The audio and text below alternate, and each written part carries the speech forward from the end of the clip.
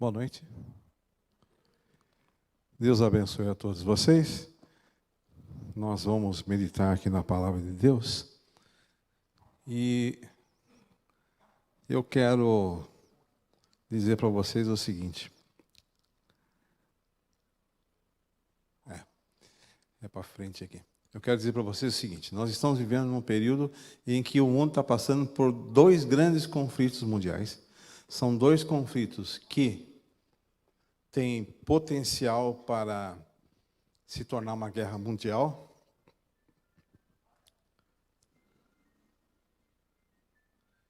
Vocês me dão licença, por favor, porque a minha filha não está bem de saúde.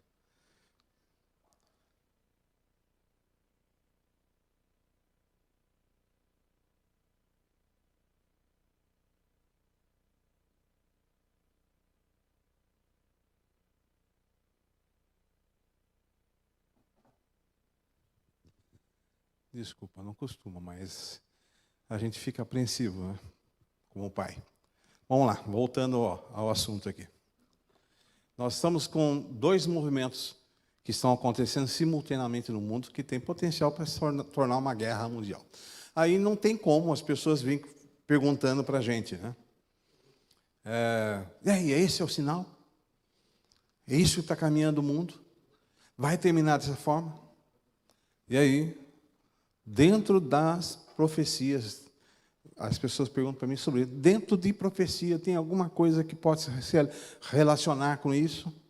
E eu vou dizer para você o seguinte, nós temos dentro de profecias alguns sinais, mas não estou ligando diretamente com os dois eventos, guerra da Ucrânia e guerra em Israel. Não vou estar ligando com esses dois episódios, porque eles fazem parte das profecias que já estão por aí. Nós temos avisos de Cristo em relação ao tempo do fim. E um deles está aqui em Lucas 21, 20. Vou ler o começo. Mas quando vires Jerusalém cercada de deserto, sabei que então que é chegado a sua desolação. Aí algumas pessoas estão pegando esses versículos e utilizando para o tempo presente. Mas não é esse tempo que Cristo está falando. Um grande problema que nós estamos tendo na humanidade hoje é uma questão de interpretação da palavra de Deus.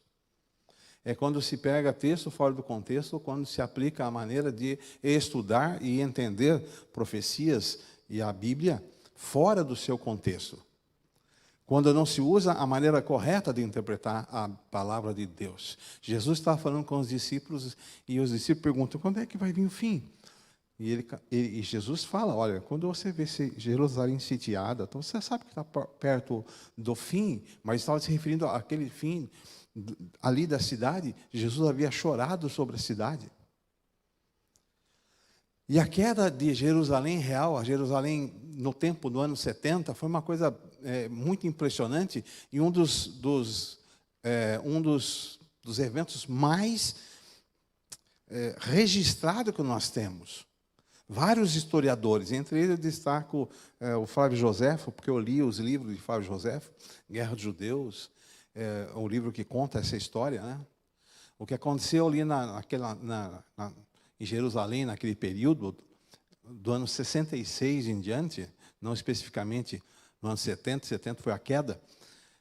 66, esse Florus, que era governador da região, ele, para sufocar ali uma reunião de jovens, ele acaba matando esses jovens com o exército romano, que vira, então, uma grande revolução, uma ira, e eles começam, então, os judeus a atacar os exércitos romanos, e eles saem, e Roma manda Gálios, que era um dos generais mais famosos, e Gálios vai, então, com a 12ª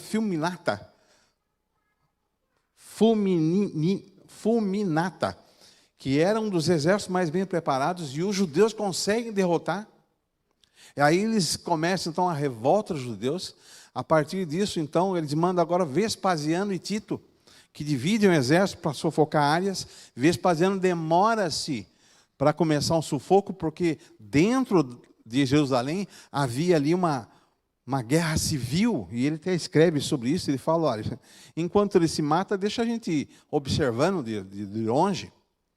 Depois Vespasiano, então, faz o cerco até Jerusalém.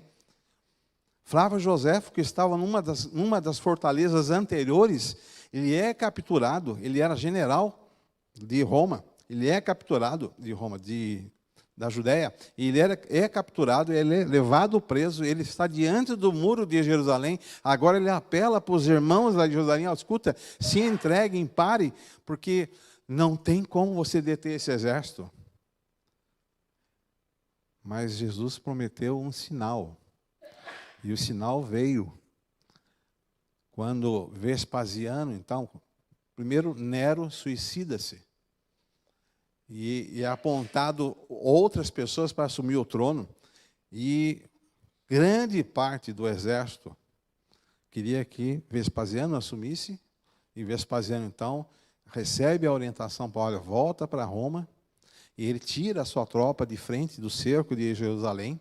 Ao tirar essa tropa do cerco de Jerusalém, ele pede para Titus, que também foi em campanha, mas não estava tão perto, para ele vir tomar o seu lugar. Os judeus entendem que é livramento de Deus, é o livramento de Deus, Deus está conosco, sai atacando as últimas tropas de Vespasiano. Agora Tito chega e cerca novamente, só que Flávio Joséfo diz, no seu livro Guerra dos Judeus, Flávio Joséfo não é cristão. Ele fala, e aqueles da seita dos cristãos, entendendo ser isso o sinal do seu mestre, saíram da cidade. A história nos diz que os cristãos saíram da cidade. Como Jesus havia falado para eles, olha, vai chegar um tempo, então aqueles que estiverem na cidade, não entrem na cidade, aqueles que estiverem fora, não entrem na cidade, aqueles que estiverem no telhado, não entrem na cidade. Bom, olha, saiam. E os cristãos entenderam, poxa, esse é o sinal. Porque estavam para sucumbir, e de repente Vespasiano sai, deixa aquela lacuna e eles fogem. A Bíblia também nos diz, eu vou falar com vocês, vocês podem seguir através da Bíblia de vocês. Eu estou vendo a minha Bíblia, as letras já não consigo enxergar totalmente, então para mim está bem maior a leitura. Em Amós 3,7 diz que o Senhor não fará coisa alguma sem revelar seus planos aos profetas. E existe uma revelação de Deus em relação ao que está acontecendo no mundo hoje. Há uma relação. E eu quero apresentar para vocês algumas coisas interessantes que eu desejo que você tome no seu coração hoje, não como alguém que ouve uma má notícia, mas como alguém que ouve uma boa notícia. E qual é a grande boa notícia? Jesus está vindo. O que a Bíblia diz e apresenta sobre a volta de Cristo, o novo lar, nova terra, é verdade. A minha área, ela é de profecias. Eu adoro profecias. Eu já falei aqui na igreja mais uma vez, foi o que manteve na igreja.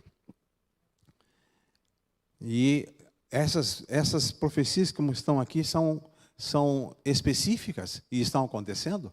Jesus falou sobre isso, nação contra nação, povo contra povo, terremoto, peste, todas essas profecias são até profecias que podemos dizer são fáceis de identificar porque aconteceram. Até aqueles que dizem, não, mas sempre houve terremotos, sempre houve pestes, sempre aconteceram guerras. Então eu quero mostrar para vocês algumas profecias, ou pelo menos duas profecias do nosso tempo, e que nos coloca assim, gente, é verdade.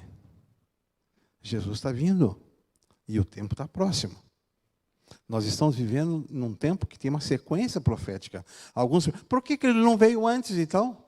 Porque é uma sequência profética. Porque ele vai vir amanhã, não vai vir amanhã, não virá. Eu posso dizer para você o seguinte, Jesus não voltará amanhã.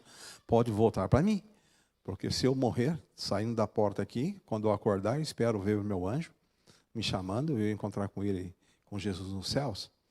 Aí, para mim, realmente, Jesus voltou hoje.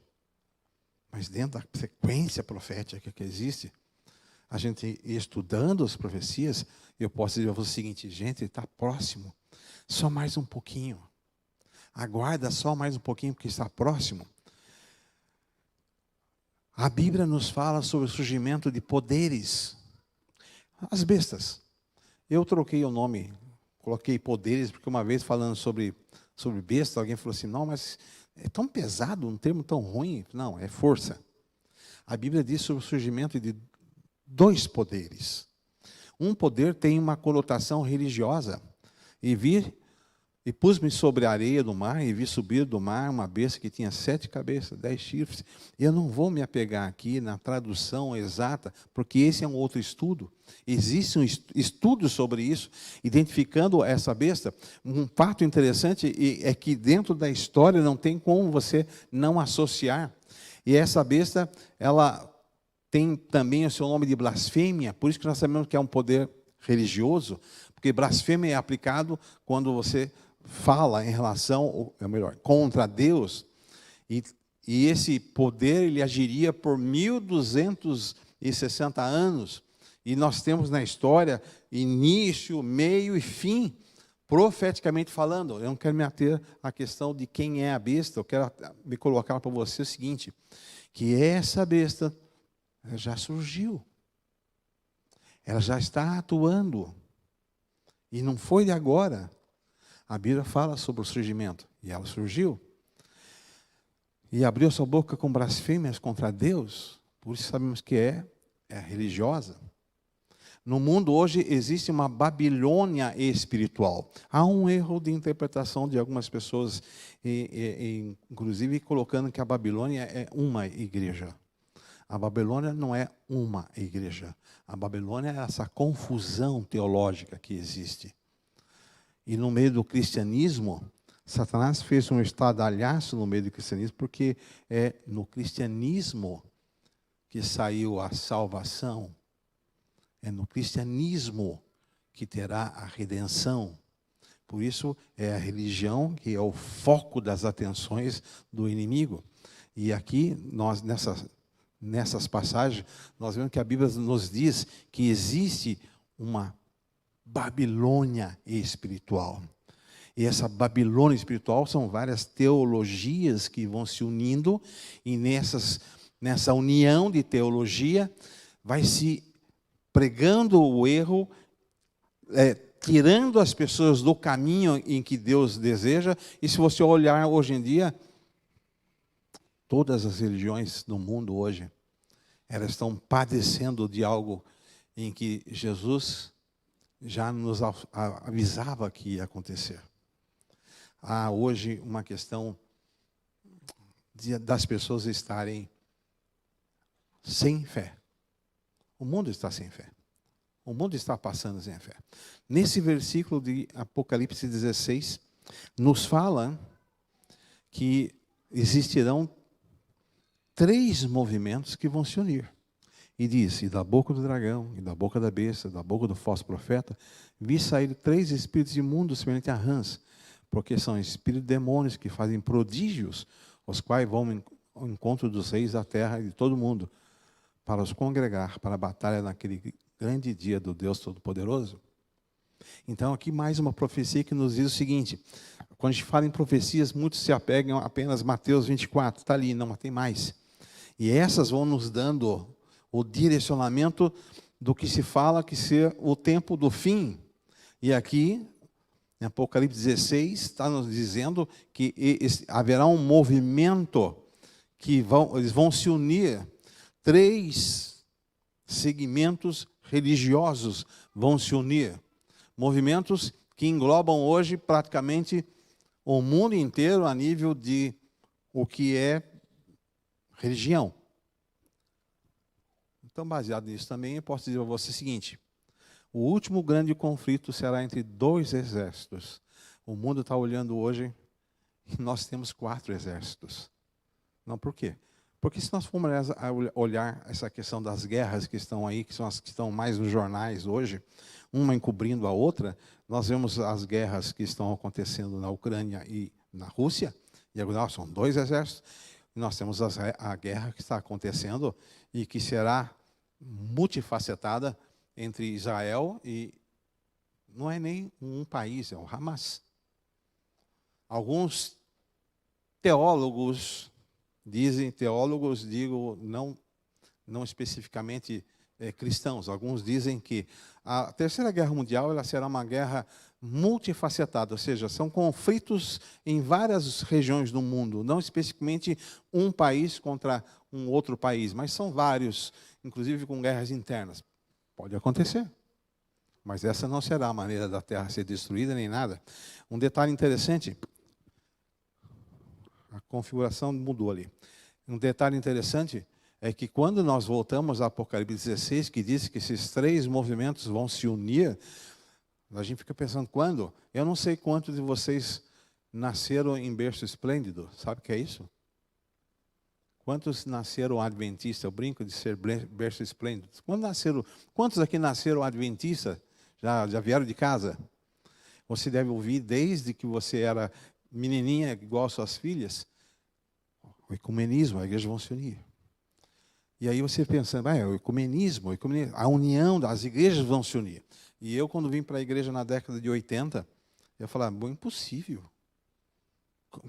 Com tantas diferenças de posicionamento, igrejas que têm ídolos, igrejas que dizem que é pecado, vão se unir. Como vão se unir? Pois bem, em setembro de 2022, houve essa conferência lá no Cazaquistão. Eles assinaram um termo, são 35 regras, e entre todos esses termos tem essa aqui, que é o fundamento da questão do ecumenismo. Quando se pensava, ecumenismo é que todas vão seguir uma mesma ordem. Não. O ecumenismo ele foi apresentado para nós da seguinte forma. Todos estamos juntos, cada um na sua diversidade, e o texto diz, o pluralismo, isso eles assinaram, dia 22 de setembro. O pluralismo e as diferenças de religião, assim como de raça, gênero e linguagem, são uma expressão da sabedoria da vontade de Deus com a qual Ele criou o homem. Razão pela qual qualquer ato de coerção para com uma determinada religião ou doutrina religiosa é inaceitável. Dá para você entender o que aconteceu nesse período no Cazaquistão? Ali tinham representantes de religiões politeístas, religiões monoteístas, enfim, todas as expressões de religiosidade, a indiana, budista, várias. E ele falou, não, gente, tranquilo. Tudo isso, uma religião em que se não aponta que só existe um Deus, tem vários deuses, isso é a vontade de Deus? Então somos todos irmãos. O ecumenismo, que talvez você tenha ouvido falar, não é que ele lançou suas bases, ele já está aí. Ele lançou as bases há mais de 60 anos, quando começou a ser articulado esse movimento. Então, se você pensa, poxa, espera aí, isso é um sinal. Um sinal do tempo do fim está aqui. Que seria essas igrejas se unirem. Agora elas se unem para um determinado fim.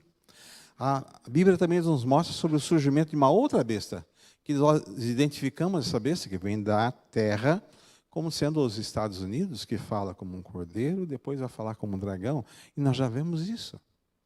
Um detalhe importante é que, quando a União Soviética deixou de existir, eu estava na casa de um amigo meu, depois, mais tarde, assistindo a derrubada do Muro de Berlim, que foi o grande sinal. A derrubada do Muro de Berlim foi o grande selo do final daquela era, em que nós tínhamos dois grandes poderes mundiais. Durante a Guerra Fria, nós tínhamos dois grandes poderes mundiais. Nós tínhamos a União Soviética e os Estados Unidos, e aí a Bíblia dizia que tinha um poder. E aí ninguém pregava sobre isso.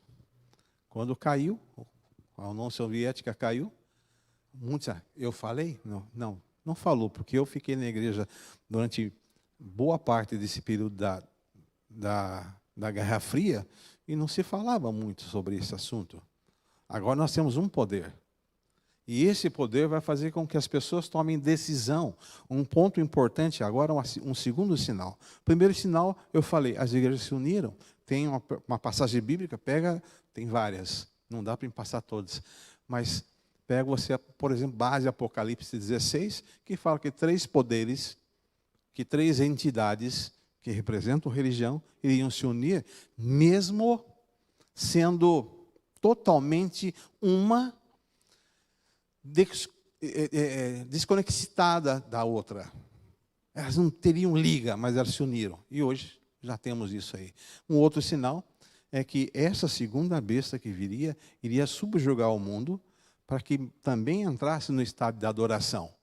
E um ponto importante que eu falo sobre isso é que esse estado de adoração seria através de leis, a chamada imagem da besta, através de leis. Isso já está acontecendo, já existem leis no mundo, já estão surgindo mais leis ainda.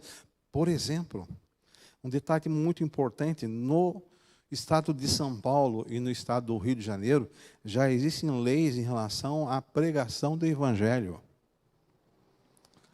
Tomar cuidado com aquilo que você prega. Dependendo do que você prega, você pode, primeiramente, receber uma multa. Essa multa começa hoje, mudou já o referencial, deve estar em torno de R$8.000. Você leva uma multa de R$8.000, podendo ser 100 vezes o valor da multa. E um detalhe, ela não termina. Se você falar, não tem como pagar, vou preso, não, ela vai sequestrar bens. Eu li a lei inteirinha. Mandei para algumas pessoas. Já existem leis que restringem. Mas eu quero que você veja comigo Apocalipse 13, versículo 16 e 17. E isso aqui apresenta um outro aspecto muito importante, que se transforma num outro sinal de que breve Jesus voltará. Você pode olhar as profecias de maneira a ter medo delas, ou olhar de maneira a te dar esperança. Esperança porque é um detalhe importante. Porque aquilo que faz você vir aqui na igreja hoje é você pensar que o mundo não é só isso. Que há promessas de Deus. E aquele que prometeu é fiel. E Apocalipse 3,16 nos apresenta alguns aspectos que eu vou mostrar para vocês aqui, que nós estamos vivendo esse tempo. Diz, e faz que a todos, quem? Aquela segunda besta, o segundo poder, faz com que a todos, pequenos, grandes, ricos, pobres e livres e servos. Presta atenção num detalhe importante. Se você pretende pesquisar e estudar profecias, você tem que se ater a detalhes. Detalhe aqui. Faz que a todos, pequenos, grandes, ricos, pobres e livres e servos, lhe seja posto um sinal na sua mão direita ou na testa, para que ninguém possa comprar ou vender, senão aquele que tiver o seu sinal, o nome da besta, o número do seu nome. E quando eu entrei na igreja, eu me deparei com essa passagem, e agora ficou em cima. E eu fiquei pensando, como é que vai acontecer isso? Você vê que nessa passagem bíblica você tem duas coisas importantes. Você tem uma condição social, a todos, pequenos, grandes, livres, pobres, e uma ação comercial. E aí eu fiquei pensando, como é que vai acontecer isso aí? Aí em 2005, estudando profecias, eu ali estudando, conversando com alguns amigos, inclusive alguns teólogos, a gente chegou a uma conclusão, e eu tinha uma empresa na época que trabalhava com automação comercial, com consultoria e automação comercial. Eu falei, gente, sabe uma coisa? Não é que eu descobri, a gente chegou no consenso, porque já existe esse pensamento em várias outras pessoas. A maneira que você tem de fazer com que as pessoas não comprem e nem vendam é ter um grande controle comercial, um grande controle econômico. E o principal é não precisar mais ter dinheiro físico. Porque se você é o seguinte, você estiver desempregado, não tiver conta em banco, mas tiver uma nota de... Quanto está o trigo? Quanto está um trigo hoje? R$5? R$6 por aí. Tiver uma nota de R$5, tiver o dinheiro para comprar um pouquinho de fermento, fizer pão e vender, você faz dinheiro. Você recebe e vende. Se você não precisa, se você tiver dinheiro, você pode trabalhar muito tempo na sua vida sem precisar da nota nem nada. Você faz, você está fora. Só que um detalhe importante. Olhando dentro das Escrituras, eu pergunto, como é que se cumpre não comprar ou vender? E para quê? A finalidade também é para quê? Tá? Em 2024, o ano que vem, vai ser implantado o dinheiro digital. E isso não é coisa do Brasil, isso é coisa que já está hoje, até quando eu fiz o estudo, está em 80 países, primeiro os principais países. Quando eu apresentei esse estudo ao diretor do curso de doutorado, ele me disse: Fernando, isso aqui é muito difícil acontecer. Um ano depois, o pessoal da África estava pagando as suas contas através do celular. Eu não sei quanto vocês andam com dinheiro no bolso. Alguém aqui tem uma nota de R$200 no bolso?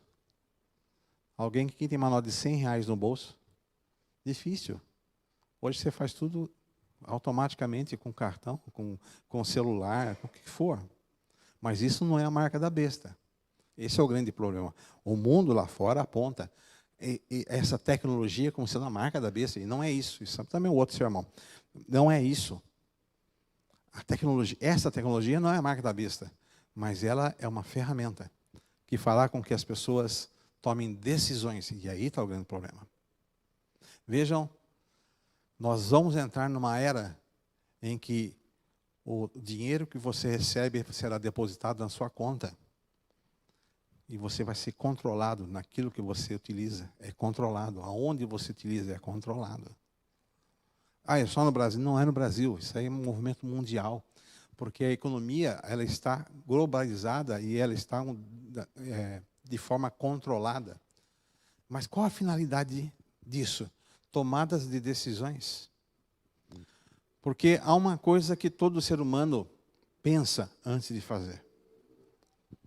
A maioria das pessoas, elas têm 2 pontos que concorrem com o cérebro: o estômago e o bolso.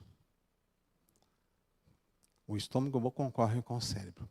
Há pessoas que não conseguem pensar se o estômago não for bem recheado. Se ele não tiver, não é só comer, estou falando de se ele tiver condições. E há pessoas que não tomam decisões.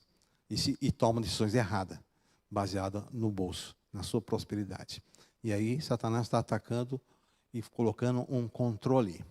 Então nós estamos vendo o seguinte: 2 grandes movimentos estão acontecendo. Ellen White fala, Ellen White fala,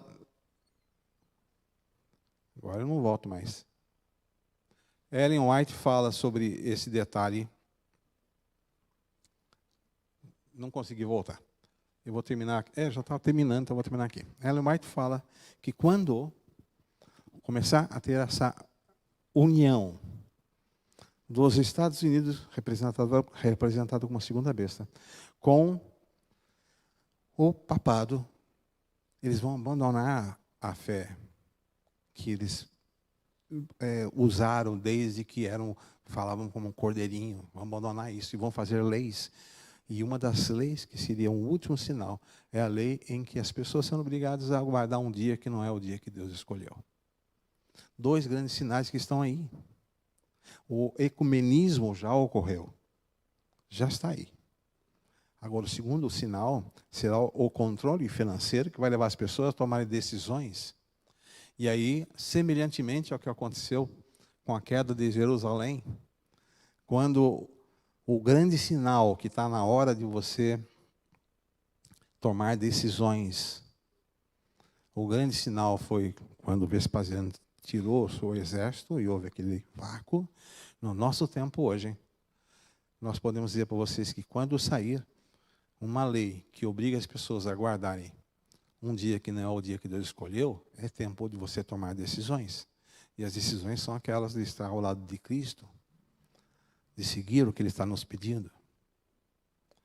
Há uma coisa interessante que está dentro de profecias. Elas estão seguindo o seu curso. A despeito do que você pensa, do que eu penso, vai acontecer. E eu digo para você que eu já estou cansado de estar aqui. Eu gostaria de estar já nos portões da cidade celestial. E o que eu posso dizer para você é que é verdade. Eu olhando profecias bíblicas, eu venho me impressionando, como Deus fala e as coisas vão acontecendo. Quando eu vi a questão do ano passado, desse ecumenismo assinado, eu falei, gente, isso é estupendo. Depois, na sequência, eu sei que haverá uma forma de controlar as pessoas para fazer com que elas tomem decisões. E o controle é o financeiro, a economia. Fora outras ações, mas o controle econômico é uma ferramenta. Alguns apontavam no passado que o chip era a marca da besta.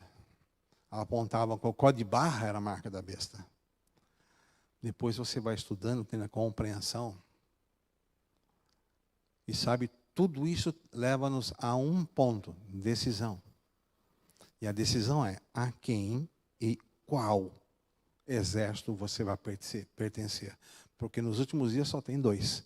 Aqueles que estarão com Cristo e aqueles que estarão perseguindo aqueles que são filhos de Deus. Qual exército você quer? Agora, a mensagem da noite ela pode terminar aqui e falar para você, olha, está vendo? Não. A mensagem que eu quero dizer para vocês aqui é o seguinte, meus irmãos, o que está na Bíblia é verdade, está acontecendo. As predições que tem na Bíblia do tempo do fim, elas estão acontecendo. E se estão acontecendo essas coisas que para nós parecem intrigantes, que parecem que nos traz apreensão, então por que você não fixa na sua mente as belas coisas que Deus já nos prometeu? De morarmos numa terra onde não haverá nem choro, nem ranger de dentes, não haverá doentes, que vamos habitar com o nosso Deus, que Ele enxugará dos olhos todas as lágrimas, que aquele que nós amamos, que porventura já tenham dormido, estarão conosco. Há tantas boas promessas. Paulo falando que, olha, não dá para a gente pensar no que Deus tem preparado para nós. Eu sou inquieto, talvez não. Certamente no céu não haverá esse estado de inquietude. Certamente no céu não haverão pessoas com problema de depressão. E nem aquelas pessoas muito inquietas. Mas eu fiz um pedido a Deus, que Ele me desse um dom agora, não atingi ainda. E me desse um dom lá no céu também. O dom de agora seria de transubstanciação. Já ouviram falar sobre isso? Não? Eu estou aqui, olha irmãos, são 8h20. Eu tenho que pregar agora lá no Amazonas. Deus abençoe, nos vemos quarta-feira. E eu estou entrando na igreja lá no Amazonas. Eu pedi esse dom a Deus. Quando eu pedi para Deus que me desse, Senhor, eu quero um trailer, que eu quero viajar ao Brasil pregando. Ele me deu muito mais que isso. E Ele me falou, olha, sua voz vai ser ouvida acima dos telhados. E aterrissando de avião em Belém do Pará, olhando o rio, eu comecei a ver os telhados. Eu compreendi. Falei, meu Deus. E eu pedi um trailer para andar. Ele me mandou de avião. Agora estou pedindo para Deus, Deus, me faz assim, ó. Eu não sei o que vai me dar, mas vai me dar muito mais do que eu peço. Qual que é o seu pedido para Deus? Qual que é o seu pedido para Deus? Porque está próximo. Ele está vindo. Só mais um pouquinho. Só mais um pouquinho. E todas as coisas ocorrerão. Porque fiel é aquele que prometeu. Deus abençoe a todos. Que você saia daqui com essa esperança. Olhando para tudo isso, falando assim, Deus falou, está acontecendo. E eu viverei com Ele na eternidade. Orar direto? Vamos levantar a mão e orar.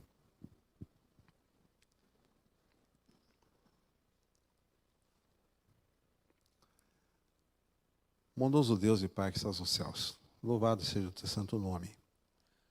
Nós vivemos num mundo que nos traz apreensão, mas nós vivemos através da tua palavra que um pouquinho mais, só um pouquinho mais. E tudo isso será resolvido. Pai bendito, há pessoas que vieram aqui em busca de respostas que ela possa ter encontrado na tua palavra. Há pessoas que vieram, talvez, com o coração apertado por algum problema. Pai, que o Senhor seja a solução para elas. Estamos iniciando uma nova semana e te pedindo a tua guarda, a tua misericórdia, a tua proteção, o teu cuidado sobre cada um e sobre aquele que nós amamos. Nós desejamos irmos para um novo lar, mas não queremos ir sozinhos. Queremos levar todos aqueles que nós amamos. Só nos auxilia, ó Deus, a sermos luz. Dá-nos essa guarda. Te pedimos. Por Jesus. Amém. Uma boa noite a todos.